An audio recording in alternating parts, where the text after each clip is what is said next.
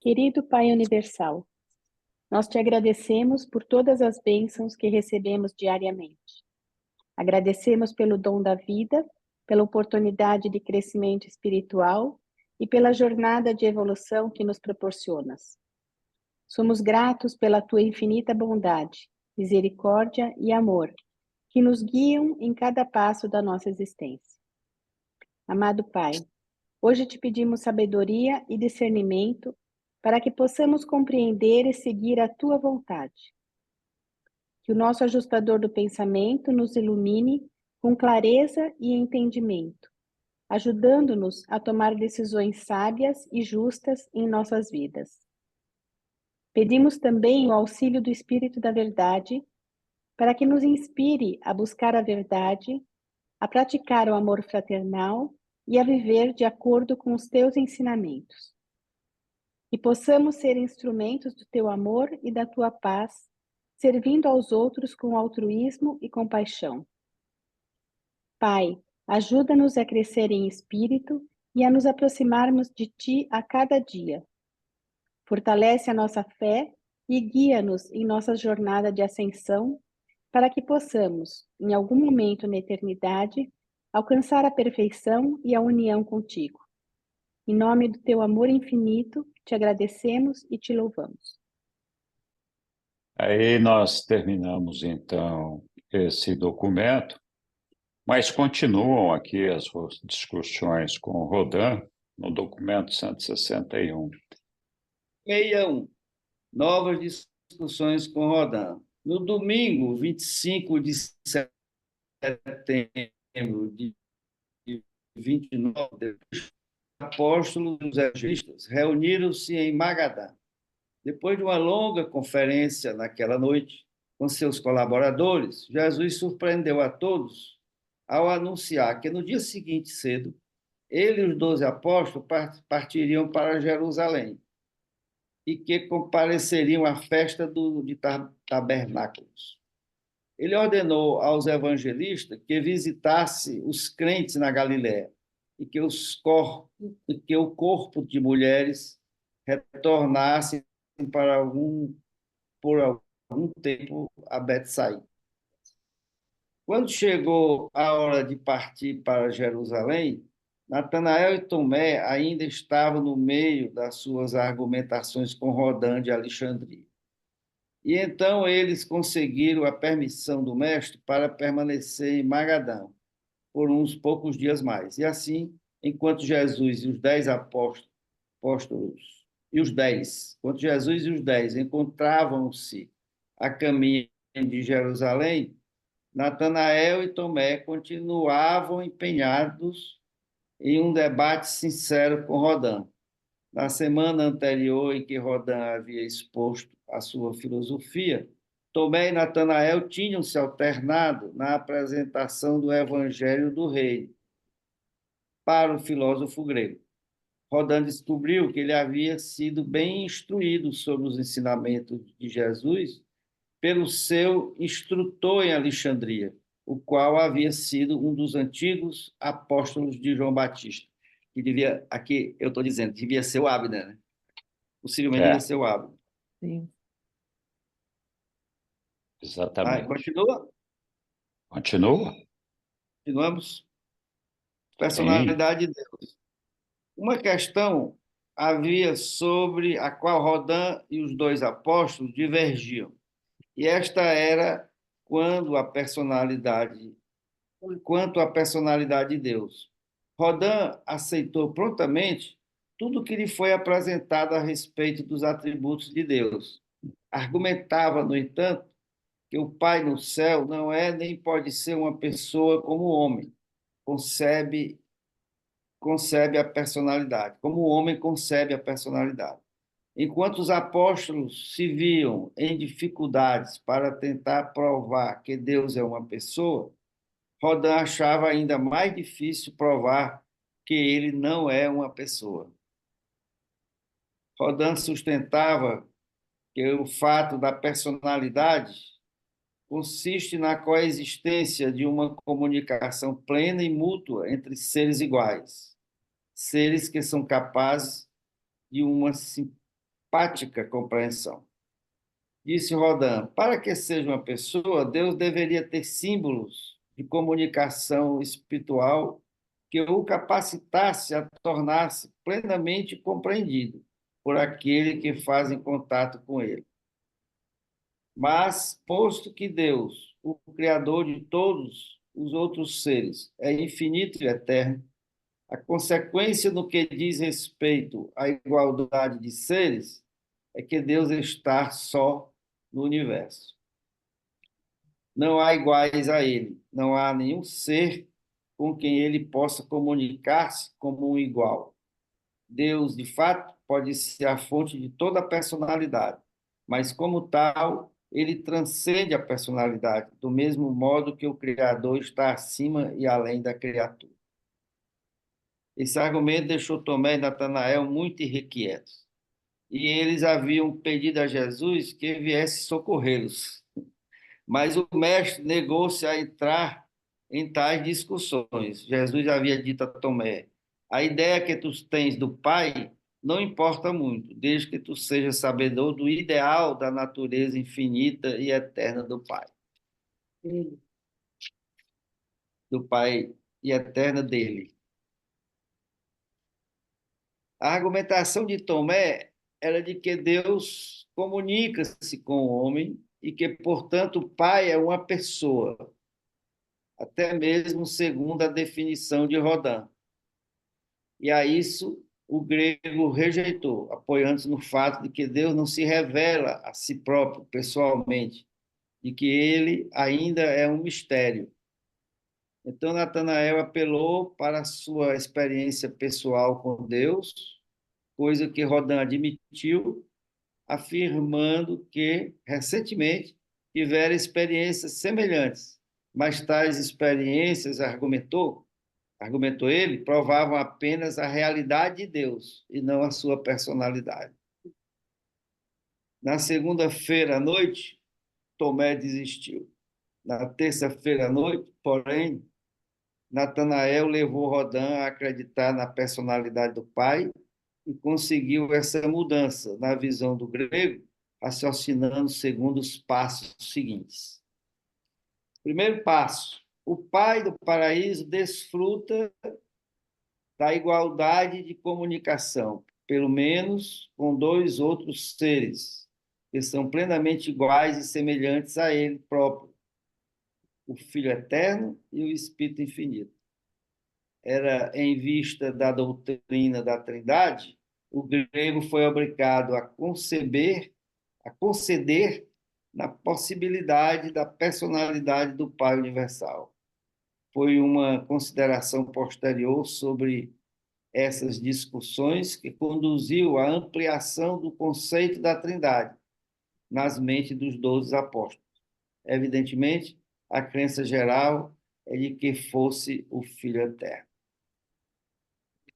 2. Segundo passo. Posto que Jesus é igual ao Pai, e já que este Filho havia realizado a manifestação da personalidade para os filhos terrenos, esse fenômeno constituía-se na prova do fato e na demonstração da possibilidade de ter todas as três pessoas da deidade possuíam uma personalidade e estabelecia para sempre a capacidade que Deus tem de comunicar-se com o homem e a possibilidade de comunicação do homem com Deus.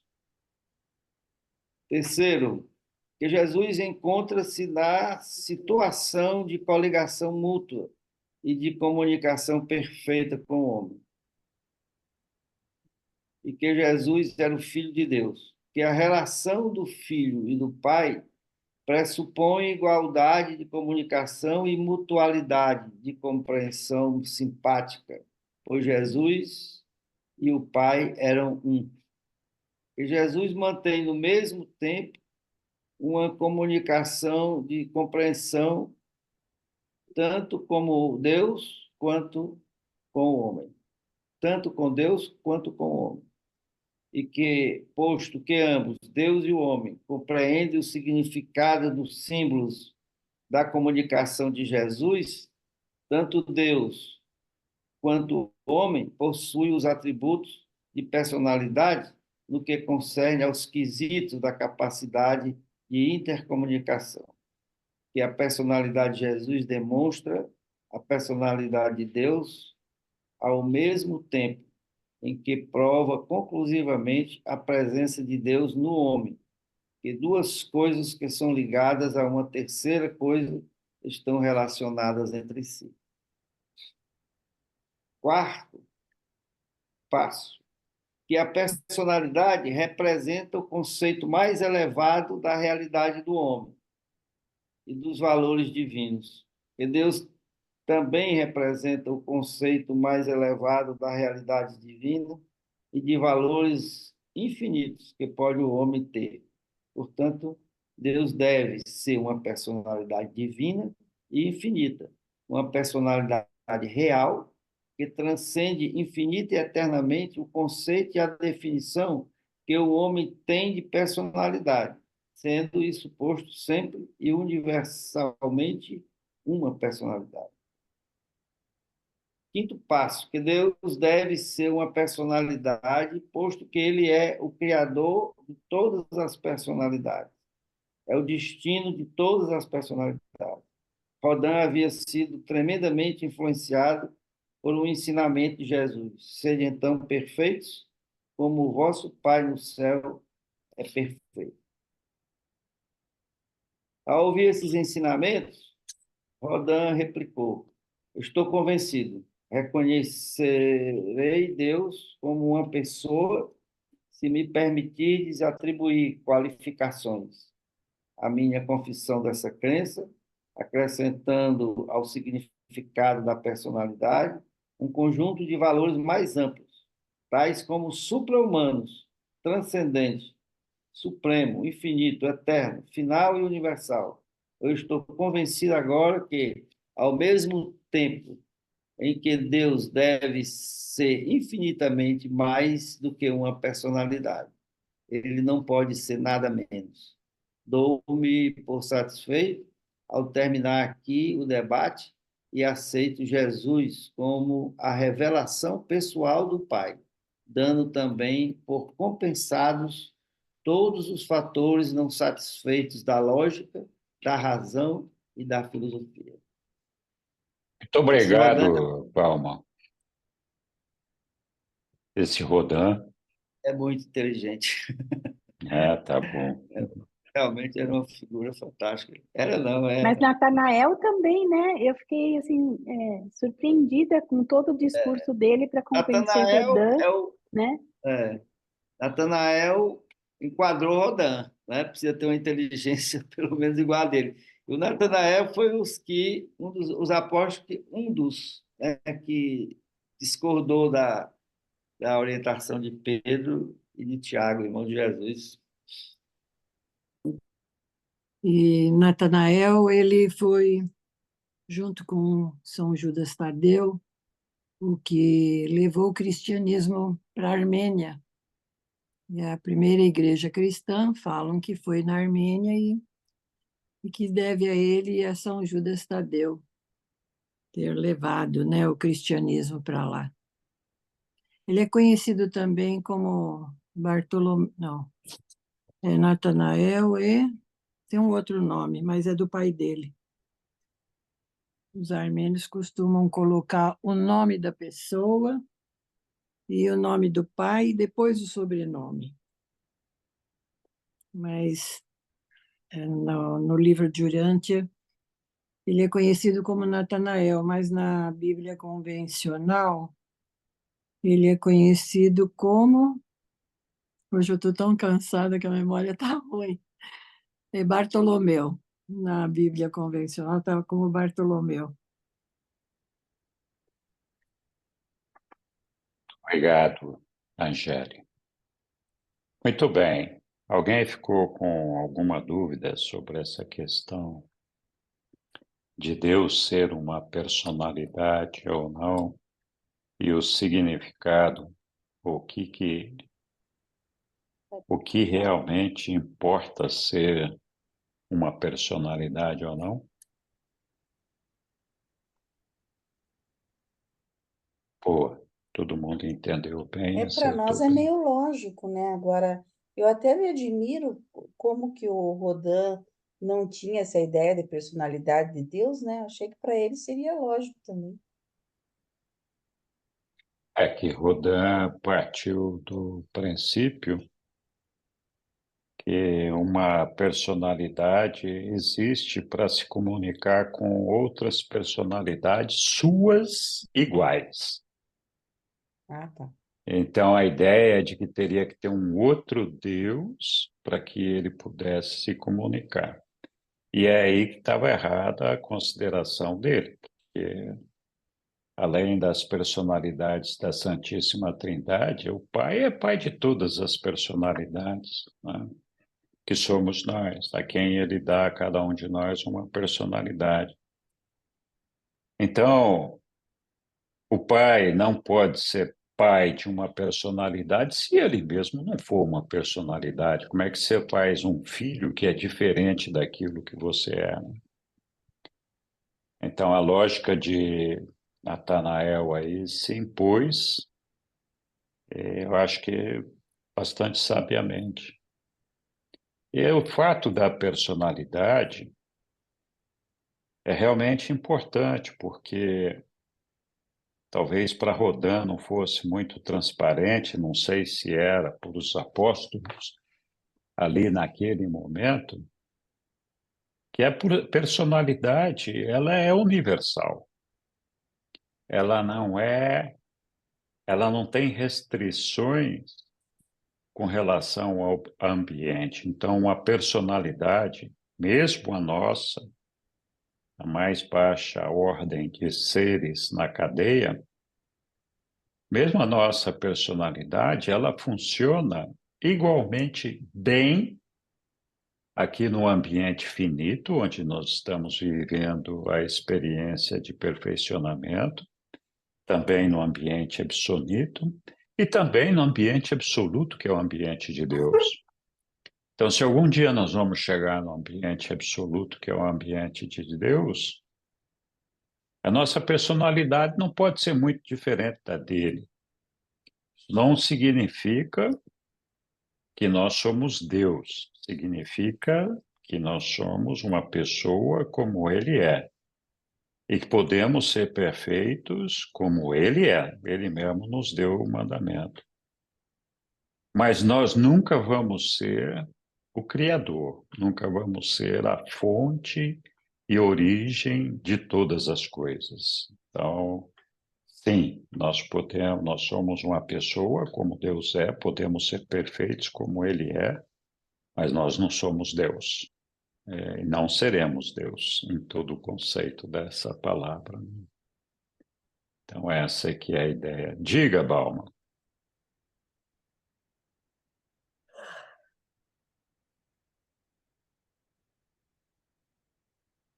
Você está fechado o seu microfone, Balma. Não sei se você está falando aí. A dificuldade que Tomé teve para convencer o Rodin, ele apelou para Jesus, né? Pediu socorro É, lá. Aí Jesus deu só uma orientação. A ideia que tu tens do Pai não importa muito, desde que tu seja sabedor do ideal da natureza infinita e eterna dele.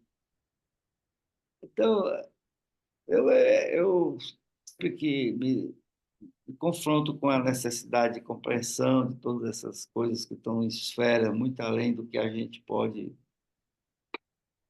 compreender com a instrumentação que a gente tem, e eu já não me interesso muito, porque o importante é saber aquilo que você tem que fazer, né? E a fé vai orientá-lo, dar ânimo para você ir na rota que está prevista pelo plano dele. Então, porque todas essas discussões, como essas instâncias são muito elevadas, elevadíssimas, né? E, como eu falei, a gente não consegue alcançar essas áreas, você pode ter uma compreensão intelectual. Na verdade, o Natanael convenceu o Rodin pela lógica, muito mais pela lógica, por uma outra coisa qualquer, outra razão qualquer. Agora, ao final, Rodin aceitou, mas ele concluiu aqui muito bem, quando ele disse que, tudo bem, eu aceito, em outras palavras, né? Mas eu tenho que adicionar valores mais amplos, né? Essa questão é uma questão supra-humana, está dizendo Rodin aqui, né? Transcendente, supremo, infinito, eterno, final e universal. Eu estou convencido agora de que, ao mesmo tempo que Deus deve ser infinitamente mais do que uma personalidade, porque qualquer atributo, adjetivo, que você queira atribuir a Deus, sempre ele será mais do que aquilo, né? Então, ele concluiu, síntese dessa discussão toda é essa, né? Ele compreendeu que ele é uma personalidade, agora tem que adicionar esses elementos aqui para poder caracterizar que ele é Deus. Mais ou menos por aí, eu entendi. Obrigado, Palma. Personalidade é uma coisa universal, né? Assim como Deus é universal. Mas tudo bem, vamos lá. É, diga lá, Lília. Então, às vezes eu penso que a personalidade, ela é, ela é como se fosse, porque ela vem do Pai Universal. Então, ela é divina, vamos dizer assim, nesse sentido, né? Por isso que eu penso que a gente tem uma grande dádiva, que é a dádiva da personalidade, porque Deus criou, vamos dizer, através de seus filhos, vários outros seres que não recebem a personalidade, né? Eles não recebem e mais alguns seres que têm a capacidade de reconhecer o Pai, né? De fazer o bem, etc. Então, ele doa a essa pessoa daí a personalidade. E então, quer dizer, a impressão que me dá é que a personalidade ela é perfeita, ela é aquilo que Deus pensou para nós. E através dessa personalidade é que nós vamos um dia ter a capacidade, penso eu, de estar pertinho do absoluto. Porque porque essa personalidade ela vem do Pai Universal, né? Tanto que se nós passarmos a não existir mais, ela volta para o Supremo. Ela é algo que não finda, né? Não tem fim. Vai ser identidade, lógico, né? Mas a capacidade para reconhecer a Deus é por causa da nossa personalidade. Então, ela é algo assim, ela é um presente de Deus para nós e é algo que nos levará um dia a encontrarmos Deus face a face, né? Isso é muito legal. Então, às vezes, fico pensando e não sei se posso dizer, mas essa personalidade é divina. Obrigado, Lília. Com certeza ela tem uma origem divina. Mas existe uma discussão no meio acadêmico aí, e até onde essa personalidade é perfeita, né? Então, tem uma discussão. Isso não é um ponto pacífico. A gente sabe que a personalidade não, ela é imortal, ela vai para o Supremo se não progredir, como você falou. Então, de alguma forma, ela retornaria para o Pai universal. Mas existe uma discussão se ela é perfeita ou não. Porque ela está associada a outras coisas, mas o livre-arbítrio, os reveladores nos contam, o livre-arbítrio é da personalidade. É a personalidade quem tem o poder de decisão. É lógico que essa decisão é tomada em cima das informações que são processadas pelos nossos sentidos físicos, pela nossa mente e pela influência espiritual, o que pode trazer uma certa confusão. E aí a questão é até onde essa confusão poderia perturbar a decisão, o livre-arbítrio da personalidade. Então, é por isso que existe esse questionamento da perfeição ou não da personalidade. Os próprios reveladores não conhecem muito sobre a personalidade. A gente tem bastante explicação nos ensinamentos sobre qual é a função da personalidade. Mas os reveladores reconhecem que eles conhecem muito pouco sobre a personalidade. E o que faz sentido, porque é uma coisa que é oriunda, nos é concedida pelo nosso Pai, e existe um circuito que liga todas as personalidades, e liga todas as personalidades ao nosso Pai. Então, todos os seres, celestiais ou não, divinos ou não, têm consciência da existência desse circuito. Mas ninguém mesmo, exceto o Pai, tem acesso a esse circuito. Diferente do circuito da mente, cuja origem está no Espírito Infinito e é distribuído para nós através do Espírito Infinito, da Ministra Divina, do universo local. E esse circuito da mente é percebido pelas outras personalidades ou seres do nosso sistema evolucionário. Assim como a energia física também é percebida por todos. A energia espiritual, que está ligada diretamente ao Filho Eterno, também é percebida pelos outros seres celestiais. Então, da personalidade, que é um circuito, todos sabem da existência dele, mas ninguém percebe esse circuito, não sabe avaliar, nem penetrar nesse circuito, nem entender como ele funciona. Então, existem, de fato, muitas questões sem respostas sobre a questão da personalidade. Mas o ponto importante é que a personalidade é que nos coloca em uma condição de semelhantes a Deus, apenas que imperfeitos, e que é a protagonista da nossa carreira. É através da personalidade que nós vamos chegar em Deus, né? Então, a missão da personalidade para nós é a de unificar o nosso ser.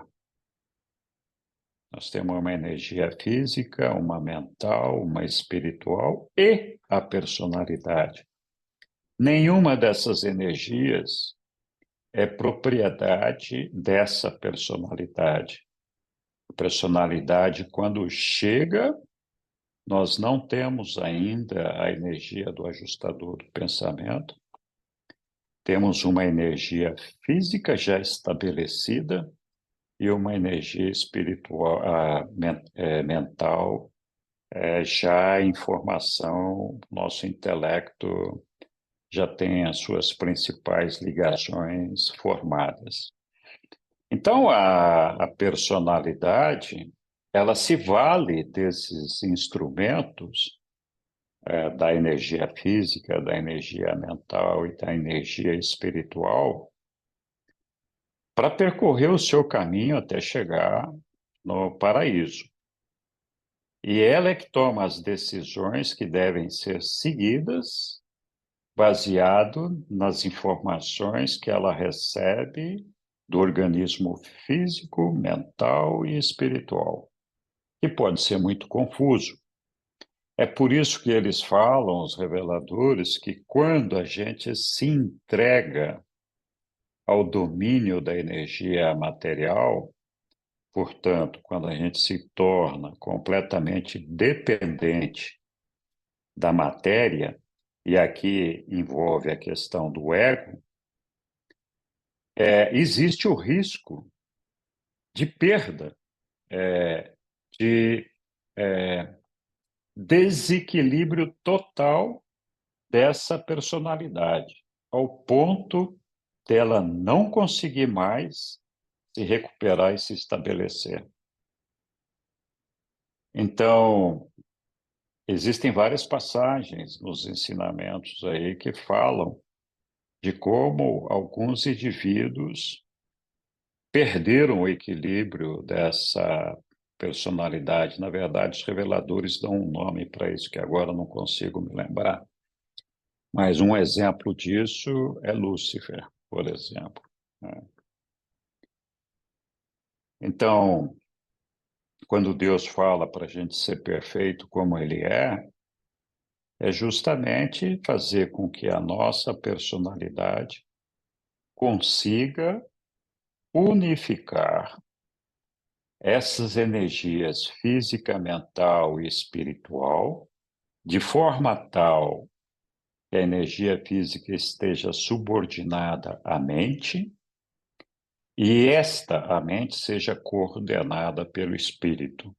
No final, resumindo, é que a personalidade consiga fazer com que o nosso ser total seja coordenado pelo espírito. Porque só o espírito pode dominar a matéria. A nossa energia mental não consegue fazer isso, precisa da influência espiritual. Então, quando a gente consegue estabelecer esse equilíbrio, essa unificação, nós alcançamos a perfeição do nosso Pai. Desculpe te fazer esperar aí, Franklin, mas diga lá.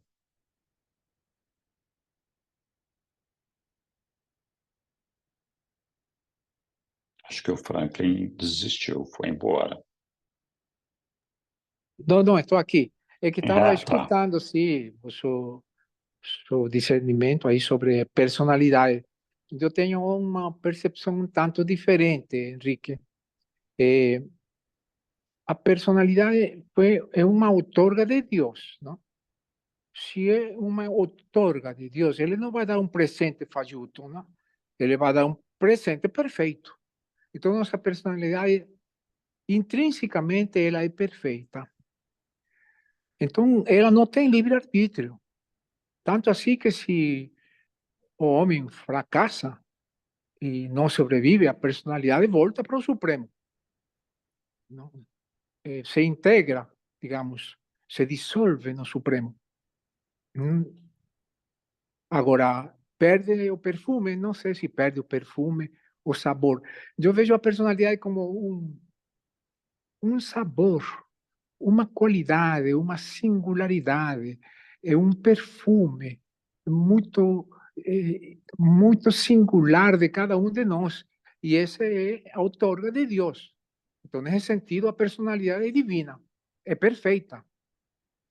Potencialmente, ela é perfeita, só que ainda não se realiza essa perfeição, enquanto a alma é que decide o livre-arbítrio.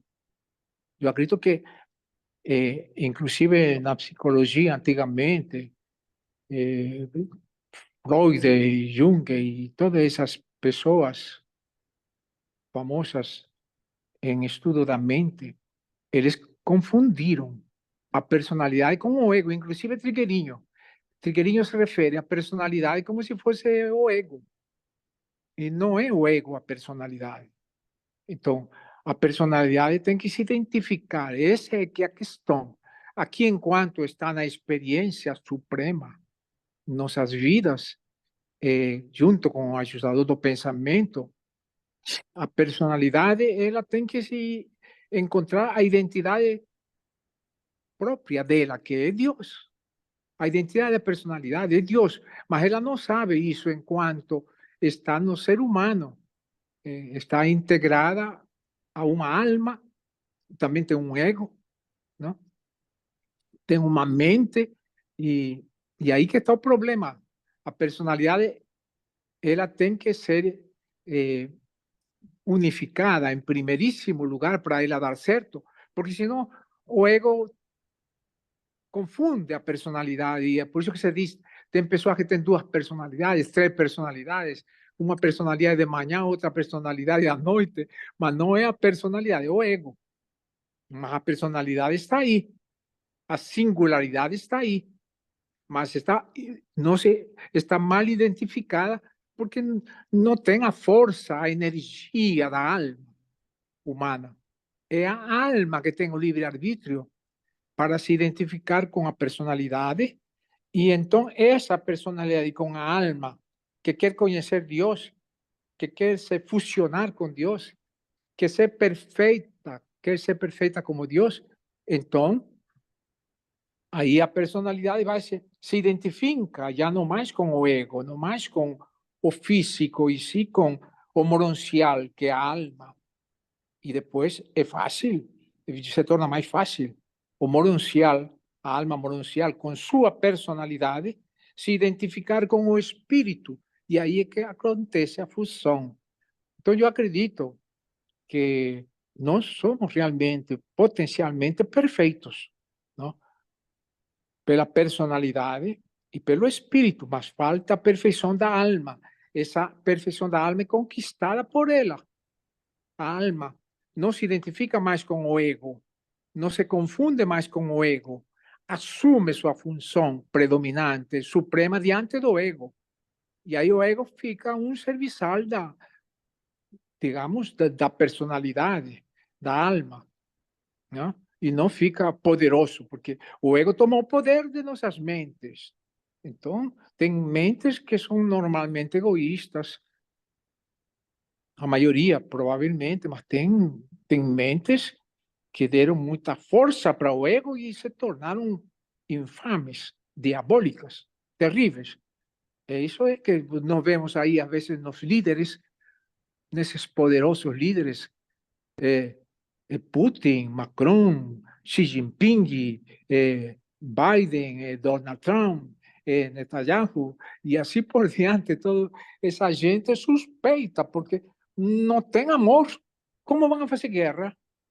Como que essas pessoas justificam a guerra, assim como o rico também justifica a sua riqueza?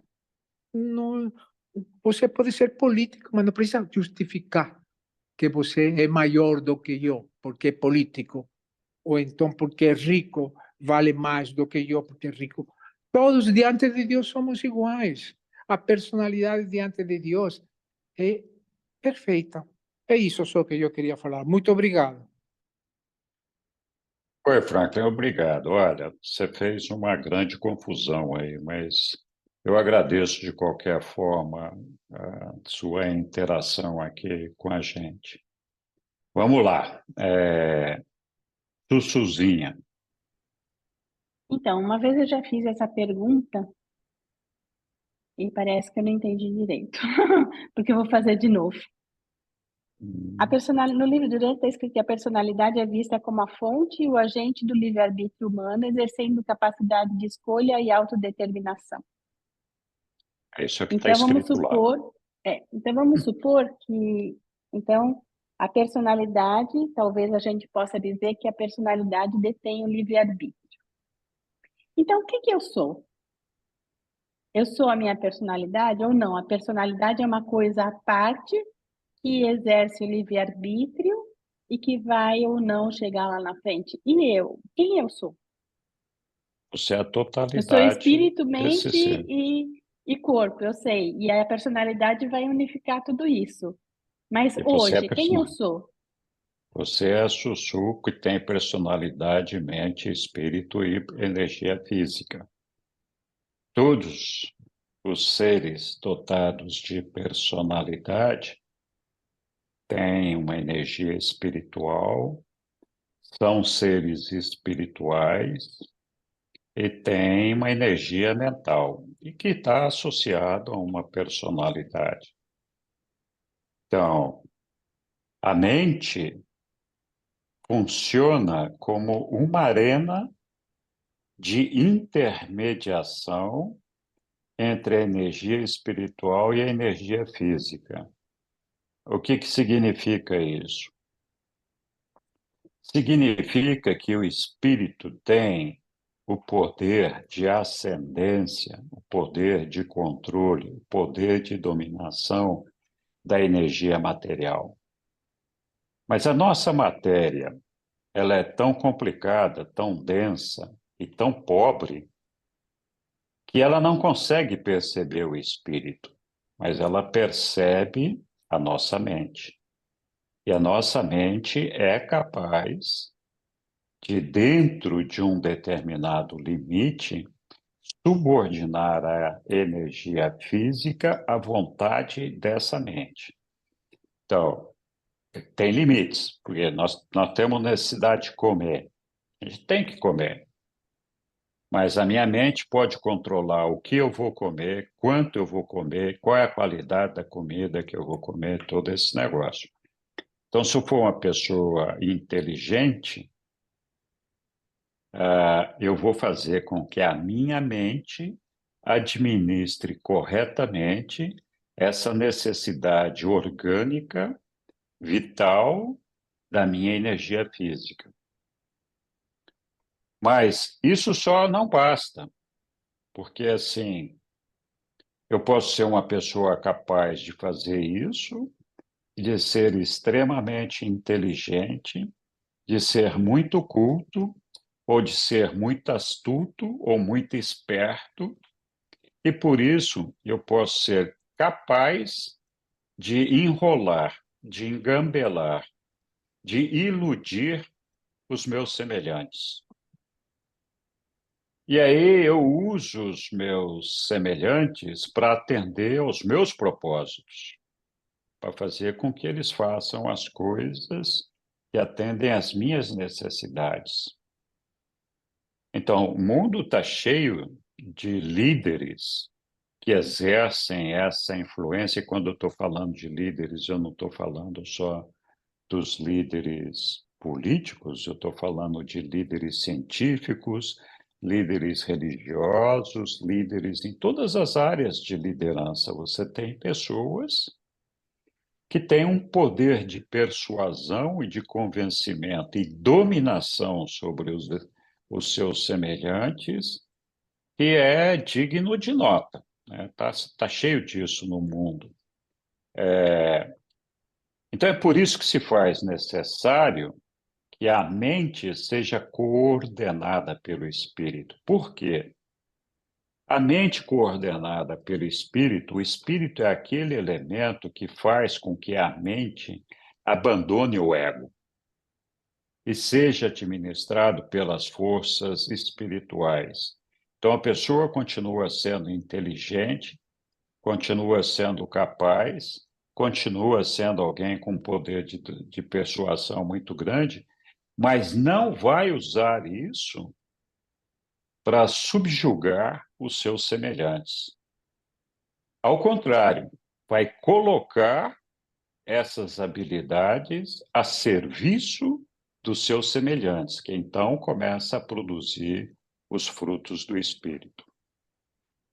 Então, funciona assim: você tem, de um lado, um circuito que te propicia uma série de informações, que é o circuito da energia física, que te alimenta o tempo todo com informações de fome, sede, necessidades, sono, enfim, todas as coisas que estão relacionadas à nossa energia física, nós recebemos a informação através da nossa energia física. E essa informação é processada na nossa mente. E a nossa mente pode reagir de uma maneira a controlar esses impulsos físicos até um certo limite, ou não. E mais longe, ela pode se submeter à energia espiritual de forma que, então, o espírito, sim, passa a controlar não só a mente, mas também a matéria.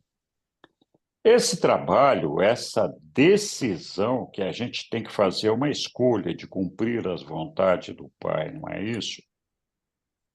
Então, quando nós cumprimos a vontade do Pai, o que nós estamos fazendo, e quem toma essa decisão é a personalidade, baseado no quê? Baseado nas informações que ela recebe do físico, da mente e do espírito. Se o físico consegue se sobrepor à mente, afasta completamente as informações do espírito. Então, o físico é quem manda, é ele que domina a nossa vida. Então, a personalidade que recebe essa informação, ela toma as decisões dela de livre-arbítrio baseado nessa informação que ela está recebendo. Então, ela pode tomar uma decisão errada, porque ela não está coordenando a função espiritual que ela deveria trazer para esse elemento do jogo. Então, as informações são processadas no físico, na mente e no espírito. A personalidade reúne essas informações e decide, fala, eu quero fazer isto. Cada vez que ela decide cumprir a vontade do Pai, se submeter à vontade do Pai, então se submeter à força espiritual, ela está no caminho certo e está construindo, então, a nossa alma.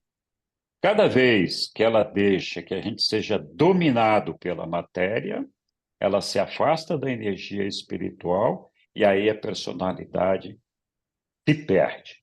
Ela fica tão desequilibrada que ela não consegue se restabelecer mais. Então, o que nós somos? Nós somos esse conjunto. Nós somos esse conjunto. E a maneira da gente superar essa força da energia espiritual é nos aproximando de Deus, desenvolvendo a nossa fé em Deus. Ao fortalecer a nossa energia espiritual, nós propiciamos que a personalidade receba as informações do espírito de forma que ela possa, ao exercer o seu livre-arbítrio, cumprir a vontade do Pai. Então, talvez por isso seja que você falou no começo lá da aula, não sei, que existe um questionamento sobre, até a Lilian tinha comentado, se existe um questionamento sobre se a personalidade é perfeita. Então, Se ela falha, se a gente não chega lá, é sinal talvez de que ela não seja perfeita, através das nossas influências, a gente que alimenta, mas se ela fosse perfeita, eu acho que não existiria livre-arbítrio, existiria. então, mas se ela fosse perfeita, no sentido de perfeição que nós damos às coisas, dizendo ela é infalível, ela não falha, que essa é a situação, né? Ela pode ser perfeita, mas ela pode ser falível, né? Esse é o ponto. Falível por quê? Porque ela processou informações que foram passadas para ela de forma equivocada. E ela não teve a capacidade de administrar esse sistema de forma que ele fosse unificado. E essa é uma responsabilidade da personalidade. Personalidade é que tem a missão de unificar essas energias, de controlar e unificar. Então, existe essa discussão justamente por isso. Então, ela é divina? Nós também somos divinos. Eu sou um ser divino, você é um ser divino. Por quê? Porque nós temos uma energia física que vem do Pai, nós temos uma energia mental que vem do Pai, nós temos o ajustador do pensamento que vem do Pai, nós temos a personalidade que vem. Nós somos seres divinos, todos nós, mas nós somos imperfeitos. Nós somos feitos à imagem e semelhança de Deus. Então, nós temos na nossa composição, nos nossos elementos, na nossa formação do nosso ser, os mesmos elementos que estão presentes com Deus, que é uma personalidade, uma energia mental, uma energia física e uma energia espiritual.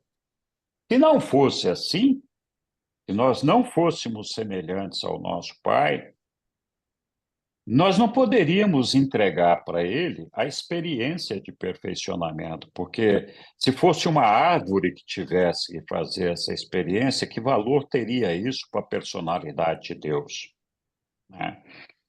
Então, nós somos semelhantes a Deus e, por isso, nós entregamos essa experiência para eles de perfeccionamento, porque essa é a experiência que ele nunca viveu. E é através de nós que ele está vivendo essa experiência. Então, nós somos divinos, somos semelhantes a Deus, mas somos imperfeitos. Nós recebemos uma personalidade que vem de Deus e tem uma missão ainda a ser cumprida. Aí existe uma discussão dessa possibilidade ou não da natureza da perfeição da personalidade, que não é destrutível. Ela não morre. Quem morre é a individualidade, que é a nossa mente. Então, a nossa identidade está diretamente associada à nossa mente. E quando a gente não ressuscita do outro lado, é essa identidade que se perde, é essa que é extinta, é essa que deixa de existir. Basicamente, a nossa mente. E, lógico, a nossa energia física. Mas a personalidade e o espírito, não. O espírito volta diretamente para a divino e a personalidade vai para o Supremo. Por quê? Porque o Supremo acumula todas essas experiências que foram absorvidas por essa personalidade. E essas experiências não são só as experiências boas, porque é uma experiência de perfeccionamento. E perfeccionamento não significa só acumular o que é perfeito, o que é certo. Se você não tiver uma referência do que é errado, não basta ter o que é perfeito. Tem que acumular tudo. Então, o erro existe. O mal é que não deveria existir, né? Então, esse que é o ponto. Não sei se eu consegui explicar ou compliquei mais ainda o negócio. Por enquanto. Mas... Obrigada. Bom. Franklin, para te deixar esperando. Não, estava escutando você, mas você também me confundiu. Assim como eu confundi você, você me confundiu, Henrique. Vamos ver se um dia paramos de nos confundir. Mas eu confundi a quem? A sua personalidade, a sua mente, seu intelecto, a sua alma, a seu físico ou a Deus? A seu ego ou a Deus? A quem que eu confundi? Agora, quem que está falando aqui? Você, seu intelecto, sua alma, sua personalidade ou Deus? Dá para me responder para ver se saímos dessa confusão, Henrique? Olha, Frank, nós podemos marcar um bate-papo individual, se você quiser, sobre esse assunto. Não tem problema nenhum. Eu acho que não vale a pena a gente ficar estendendo muito aqui. Mas os reveladores são muito claros com relação a esse assunto. Basta ler o livro, lá tem vários capítulos falando da personalidade, dizendo, olha, a personalidade é a detentora do livre-arbítrio. É ela que tem a responsabilidade por unificar as outras energias, e não o contrário, né? Então, a gente pode ficar discutindo isso aqui até amanhã, mas acho que o pessoal vai ficar cansado com a nossa discussão aqui. Vamos marcar, a hora que você quiser, a gente entra numa sala como essa daqui e podemos conversar o dia inteiro desse assunto, se você quiser, não tem problema. Mas, de qualquer forma, é bom que você levante esses pontos, porque é uma oportunidade para a gente discuti-los, né?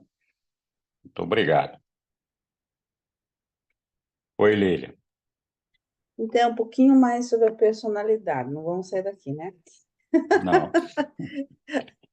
É porque como ela volta para o Supremo, se ela não se, vamos dizer assim, se o indivíduo decide não sobreviver, então essa personalidade é como, ao mesmo tempo, ela nos dá a identidade, que ela nos dá a identidade, acredito eu, né? Ela volta intacta para o Supremo. Por isso que eu digo que ela pode ser quem nos proporciona a possibilidade do livre-arbítrio. Ela pode dizer, ó, você vai ter o livre-arbítrio, mas não que eu vou fazer essa conexão entre espírito, entre mente, entre corpo físico, eu faço essa conexão, mas essa nossa, vamos dizer, esse nosso eu, essa nossa identidade que às vezes penso que é ela que dá a última palavra, sabe? Porque a personalidade eu sempre vejo ela assim, não sei por que, lendo o livro, eu vejo ela como aquilo que Deus pensou para nós, sabe? Aquela perfeição de indivíduo que nós devemos alcançar, um modelo em que nós devemos nos encaixar para chegar a Deus. Deus é como se Deus dissesse assim: olha, Lília, esse é o teu modelo para você chegar até aqui de perfeição, né? Se você aceitar, então você tem que se encaixar nesse molde aqui. É como se fosse uma predestinação que existe mesmo, mas que não é assim, ela não tá, é aquilo. Você pode, esse molde, ele tem certas nuances, assim, de direções, caminhos que você pode tomar e que vai dar ali, naquele objetivo, que é aquela personalidade que Deus pensou para nós. Sabe? Aquele eu, aquela Lilian lá do paraíso, que um dia Deus pensou para nós. Mas que se eu não quiser também, essa dá a impressão até que é uma energia, não sei, porque se ela volta para o Supremo, né? Então, mas é só isso. Desculpe. Não, tá certo, Lilian. Olha, talvez a gente deva programar uma reunião para falar da personalidade. Não é a primeira vez que a gente faz isso. Eu acho que já fiz, acho que umas 15 palestras sobre a personalidade. Estou dizendo isso porque é sempre um tema E sempre tem recorrente. assunto, né? É recorrente e não é fácil de ser assimilado mesmo. A gente tem dificuldade de entender isso daí. A identidade, vou aproveitar aqui o finalzinho do tempo que a gente tem, a nossa identidade se confunde muito com a nossa mente, mas não é exclusivamente a nossa mente. Os reveladores dizem que quem tem mente tem identidade. Ou seja, a identidade não pode existir sem a mente. É preciso ter a mente. Outro aspecto importante para a gente lembrar é que, assim, a personalidade, como eu falei, ela não é dona, ela não é proprietária dessa energia física, dessa energia mental e dessa energia espiritual. Mas uma vez que ela se encaixa no meio dessas nossas energias, essas nossas energias, algumas com algumas mutações, vão acompanhar a personalidade até o seu destino final. Uma coisa que a personalidade não tem como seguir o seu caminho, percorrer a sua jornada, é se ela não tiver uma identidade. Porque a identidade é a que permite que ela, personalidade, tenha consciência dela mesma, dela, personalidade. E permite que a gente identifique outras identidades, outras personalidades. Então, sem identidade, a personalidade não consegue fazer isso. Então, por que eu estou falando isso? Eu falei que a identidade está associada à nossa mente. A nossa mente está associada ao nosso cérebro mortal intelectual. Então, algumas vezes nós já falamos disso. A gente recebe uma mente que é uma dotação da ministra divina para cada um de nós. E essa mente, ela é uma mente que tem uma variante cósmica feita pelos espíritos mestres que vêm, cada superuniverso tem a sua energia mental e espiritual. Então, essa mente que nos é dada aqui é um software que funciona em cima do nosso cérebro, que é uma coisa material. Mas são coisas separadas. Essa mente só usa o nosso cérebro como um computador para fazer a produção das informações. A questão é que quando a gente morre, esse cérebro morre. E aí essa mente, ela não pode continuar funcionando. Ela continua existindo, mas não pode continuar funcionando, porque não tem um cérebro para ela funcionar. Então, aí eu volto na questão de que a identidade está associado à mente. Os reveladores nos falam assim, olha, a personalidade não é a dona da identidade, mas ela, personalidade, tem o poder de transferir o assento da sua identidade do seu cérebro para a morôncia, para a sua alma. Então, assim, se você não construiu a sua alma, a personalidade não tem como transferir a sua identidade do seu corpo físico para o seu corpo moroncial. E é por isso que o indivíduo deixa de existir, porque não tem onde colocar aquela identidade, ela não vai ter um lugar para rodar mais. Então, o ponto-chave é que nós temos que desenvolver a nossa alma para que a nossa mente possa continuar funcionando depois que o nosso cérebro morrer. Muita gente acha que a gente começa com uma mente nova. Se fosse uma mente nova, seria uma identidade nova, ou seja, não sou mais eu, é outra pessoa. Então, a personalidade, ela não muda nunca, ela é imutável. Ela é desse jeito que nós temos ela aqui hoje, ela vai continuar sendo na morôncia e ela vai continuar sendo na situação espiritual, quando a gente caminhar o universo adentro, vai continuar sendo o que é quando a gente entrar no ambiente absoluto e vai continuar sendo o que é quando a gente entrar no ambiente absoluto. Por isso que a gente diz que a personalidade é universal. Ela funciona da forma como ela está em qualquer ambiente, em qualquer realidade. Não existe limitação de realidade para que essa personalidade possa funcionar. Já a nossa energia física, não. A nossa energia física aqui, ela morre e ela não se recompõe.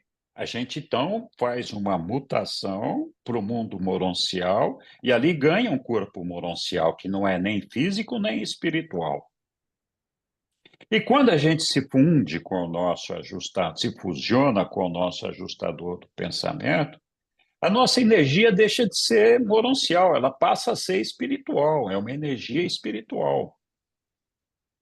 Então, a nossa energia física, a energia física pode existir na forma material, na forma moroncial e na forma espiritual. A nossa energia física, ela se transmuta nessas fases. Porque não é possível a gente chegar no paraíso com esse corpo que a gente tem aqui. Ele não chega lá, esquece, né? Tem que ter essa transformação. E isso só é possível pelo fusionamento com o nosso ajustador do pensamento. O nosso ajustador do pensamento, que é Deus, também é imutável. Ele não muda. A única coisa que muda no ajustador do pensamento é que ele é um ser pré-pessoal e quando ele se fusiona conosco, ele conquista uma personalidade, que é a nossa. Então, a energia física muda, a energia mental, ela muda o assento de identidade dela, que num momento é o cérebro, no segundo momento é a namorância, no terceiro momento na energia espiritual. Então, a nossa energia mental, que é a mesma mente, ela muda de equipamento. Ela sai do equipamento material para o equipamento mononcial para o equipamento espiritual. O nosso ajustador não muda. A gente tem que pensar assim, porque a gente tem a ideia de que quando a gente se fusiona com o ajustador, nós deixamos de existir. A partir dali é o ajustador. Ele é Deus, é ele que comanda, e nós já fizemos o nosso papel. E não é assim. A fusão com o ajustador nos dá a condição de fazer essa mutação do material para o mononcial e deste para o espiritual. Então, a gente nasce de novo quando a gente nasce do espírito, que é o momento em que nós fusionamos com o nosso ajustador. Mas nós não deixamos de existir como identidade, a nossa mente continua lá, o nosso ajustador continua lá, fusionado com a gente, mas ele tem uma mente separada da nossa, e a nossa personalidade que vai continuar existindo com uma energia física espiritual. Então, nós sempre vamos ter esses 4 elementos, e para alguns deles, a gente tem que fazer uma mutação do físico para o mononcial, do mononcial para o espiritual. Alguns outros, que é o caso da personalidade e do ajustador, não passam por essa mutação. Vai ser sempre a mesma coisa. Então, esse aqui é o ponto, a chave de compreender essa questão da personalidade é, primeiro, saber que a personalidade representa a totalidade do nosso ser. O nosso ser concentra-se na personalidade. Tudo que nós somos concentra-se na personalidade. A personalidade é quem tem o livre-arbítrio, mas esse livre-arbítrio é exercido a partir das informações que são fornecidas para a nossa personalidade a partir da energia física, mental e espiritual. E a personalidade é que tem que ter a habilidade de filtrar essas informações para fazer com que exista uma predominância do espírito sobre a mente e sobre a matéria. Então, é bem verdade que pode haver uma confusão nessas informações que podem atrapalhar o discernimento da personalidade. Que isso não significa nem que ela seja perfeita ou deixe de ser perfeita. Ela é uma personalidade, ela tem essa função. Então, ela tem que ter esse discernimento de separar o joio do trigo. Na minha opinião, pessoal, isso não está escrito no livro. A personalidade pode sim falhar. Para muita gente, isso é impossível, porque ela vem do pai. Então, tudo bem. Isso não está escrito em lugar nenhum do livro. Só está escrito que ela vem do pai. Não está escrito que ela não falha. Então, essa é a ideia que nós temos que ter, que assim, os próprios reveladores falam, olha, a gente não sabe direito como é que funciona esse negócio da personalidade. A gente sabe para que serve a personalidade, mas a gente não tem a menor ideia de como ela é, de qual é o circuito dela, de como que ela funciona e todo esse negócio, né? Então, talvez em algum momento muito elevado da nossa existência, a gente vai ter uma compreensão melhor disso. Desculpem, me alonguei um pouquinho aqui. Chegamos aqui no final do nosso horário, mas Se vocês quiserem, nós podemos marcar aí um dia de reunião para falar com bastante detalhes sobre esse tema, que realmente é um tema complexo e não é pacífico. Tem muita gente que concorda e discorda nisso daí, não tem dúvidas, né?